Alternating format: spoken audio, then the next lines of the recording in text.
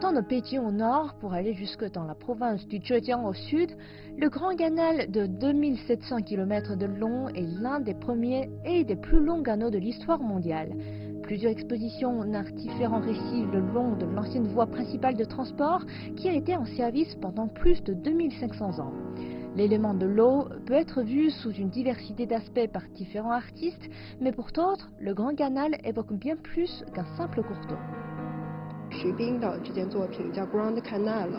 L'artiste Xu Bing a créé cette œuvre calligraphique au Grand Canal avec de l'eau du Grand Canal.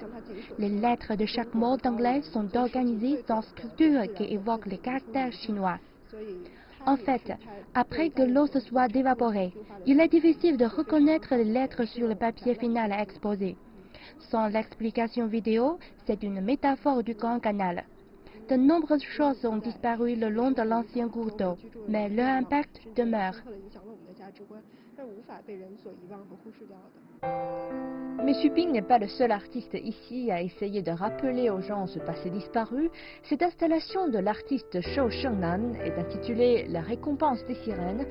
Les spectateurs sont habituellement attirés par ces produits de la mer artificielle et brillants, suspendus à des cordes tanguantes, mais les vestiges de céramique au sol sont quelque chose qui importe davantage à l'artiste.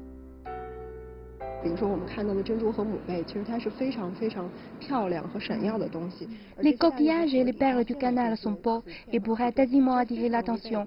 Au contraire, les carreaux de porcelaine qui glissent au fond de la rivière passent souvent inaperçus. Mais ces restes anciens représentent la prospérité de certaines époques glorieuses. Ce sont une autre sorte de beauté. L'artiste s'est donc attaché à en sauvegarder certains et à exposer ensemble.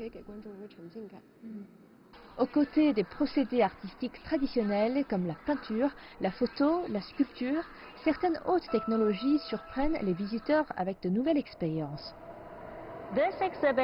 Cette zone d'exposition diffère pas mal des autres, alors que les images au mur représentent manifestement des scènes à Venise, en Italie. Comment donc sont-elles pertinentes s'agissant du Grand Canal de Chine? Pour le savoir, nous aurons besoin d'un téléphone intelligent. Essayons de scanner l'un des ponts de Venise pour voir ce qui se passe. Laissez-moi commencer avec le pont du Rialto.